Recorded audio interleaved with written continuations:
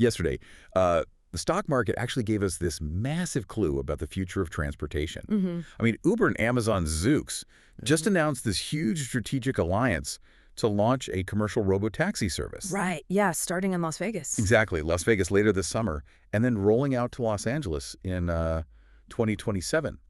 And immediately, I mean, almost the second the bell rang, Uber's stock jumped 4%, while Tesla's dropped. Which is incredibly telling. It is, because we're suddenly realizing that, winning the self-driving race might not actually come down to having the smartest artificial intelligence. It might actually be decided by human stubbornness and, well, basic geometry. Yeah, the physical reality of it. Right.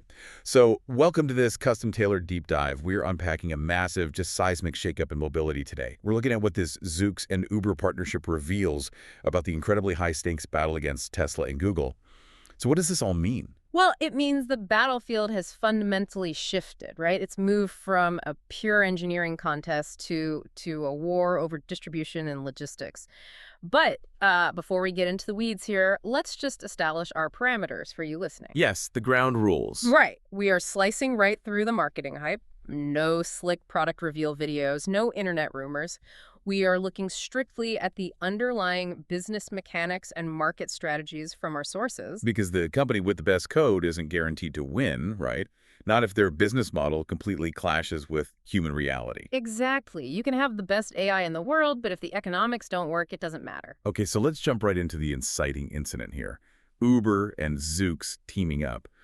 When you look at the landscape, it's really hard not to view this as an alliance assembled specifically to take down Elon Musk and Tesla's upcoming robotaxi network. It definitely looks like a defensive wall. Right.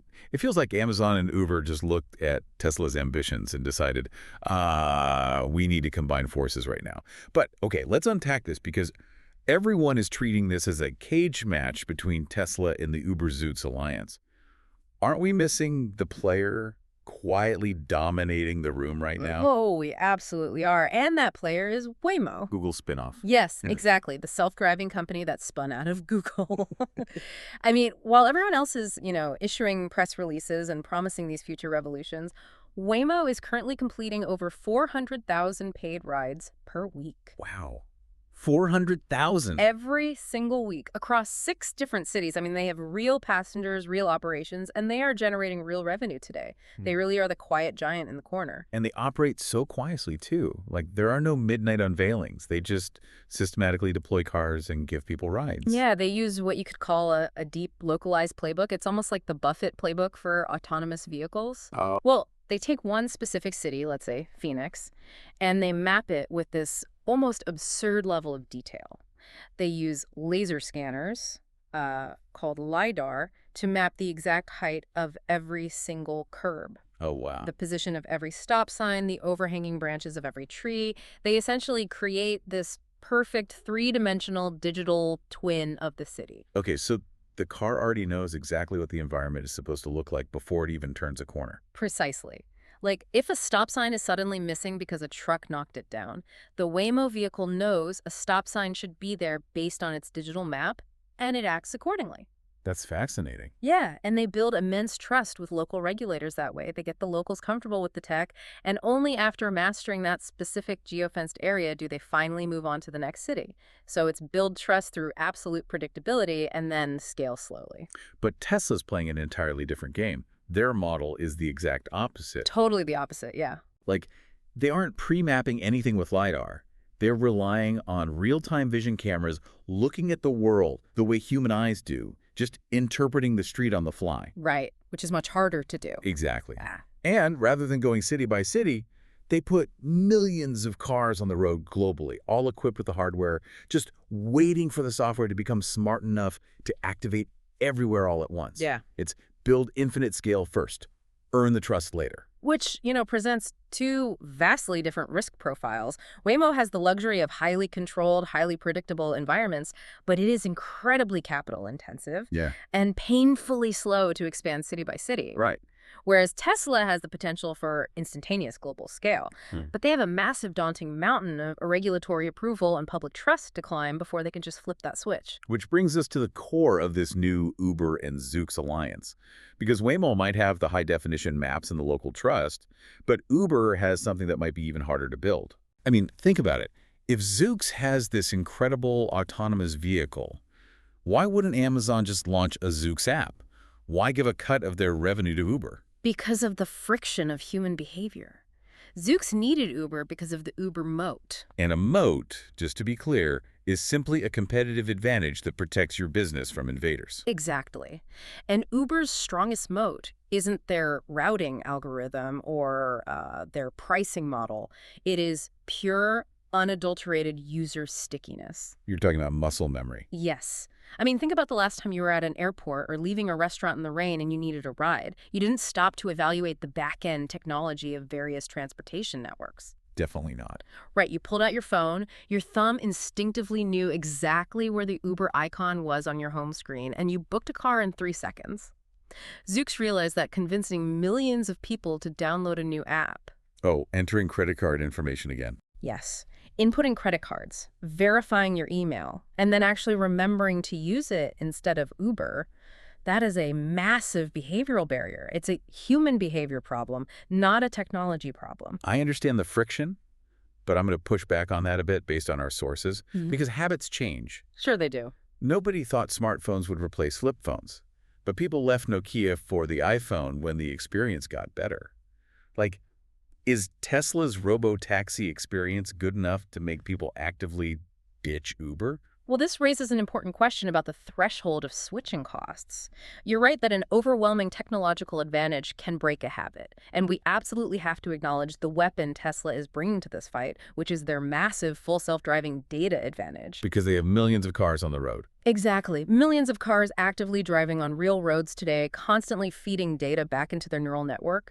Zoox just cannot match that. Right. But even with that data advantage, you're saying the tech superiority might not be enough. Right, because we need the ultimate reality check here. Historically, being technically superior and actually getting users to switch are two entirely different battlefields. Give me an example. Well, look at the sources. Betamax was technically better than VHS in almost every way, better resolution, better audio, but VHS won the market. Oh, that's a great point. Or look at social media. Google Plus objectively had more features and better privacy circles than Facebook at the time, but Facebook won. Because everyone was already there. Exactly. For you listening, the key takeaway here is that distribution often beats product. Having a smarter neural network doesn't automatically mean you win the market.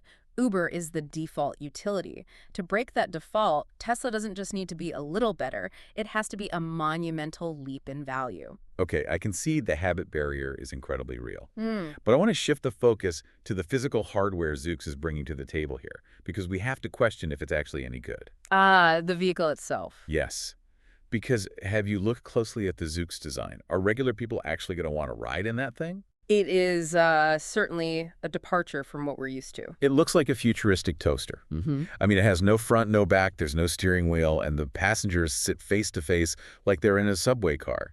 It doesn't look like a personal car at all. Right. But what's fascinating here is that you are judging the Zoox vehicle through the lens of a traditional car buyer. Well, sure. And that makes sense. We've been conditioned for a century to think of cars as personal expressions of style designed around a driver facing forward.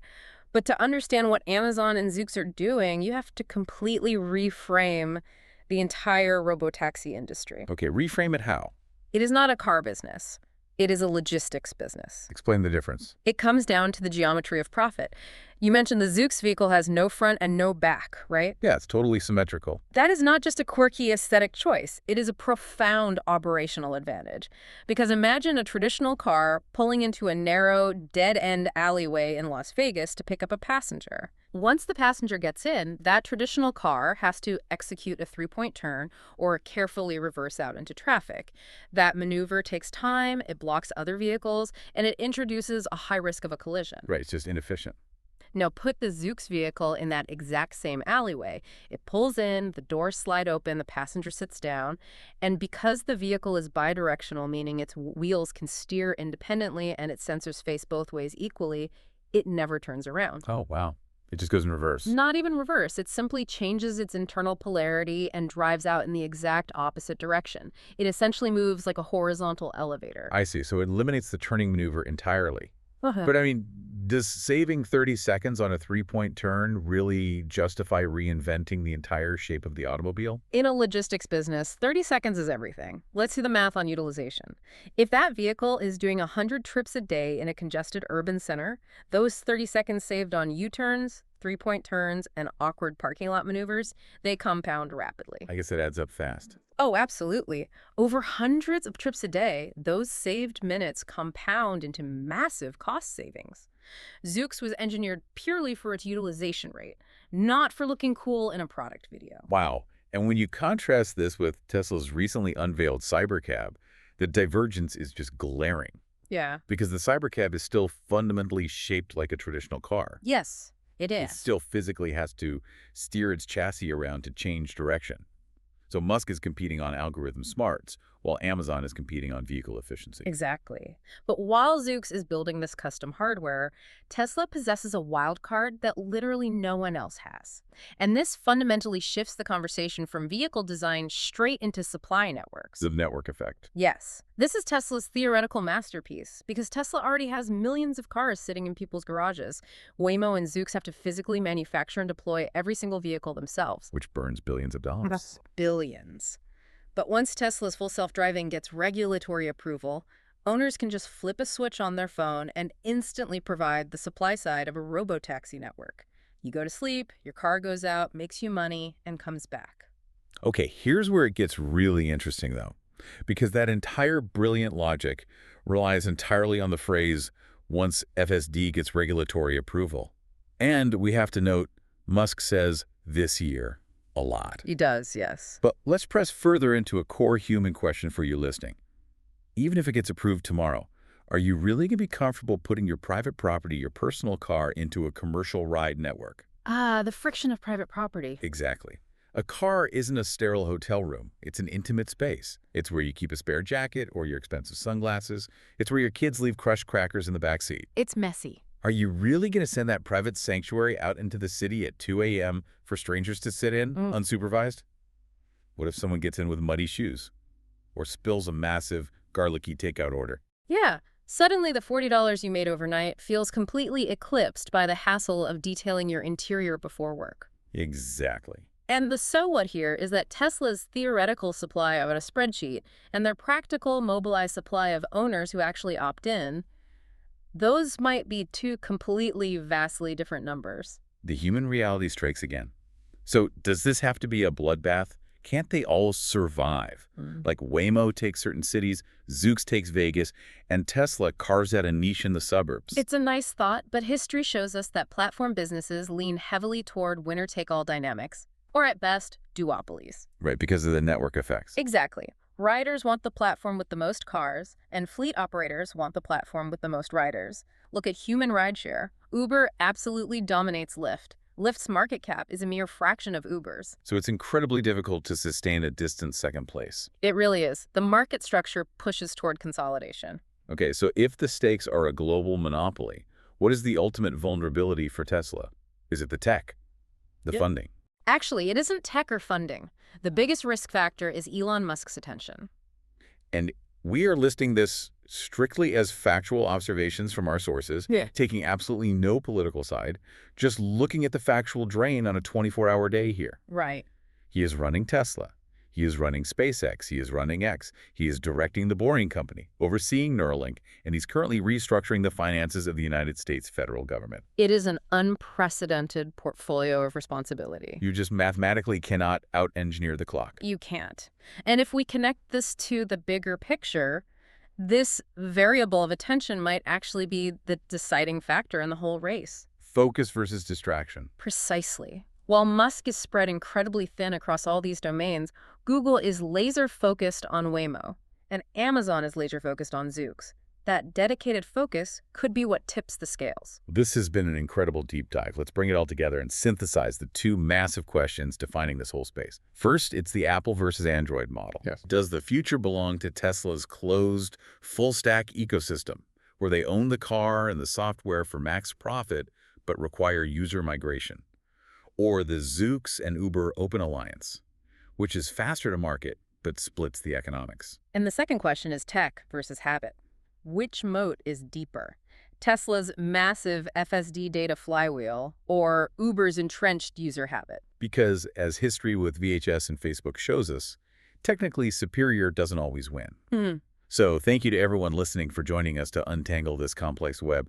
Whenever you look past the viral tech announcements, there are entirely different strategic wars being fought underneath. It's never just about the code.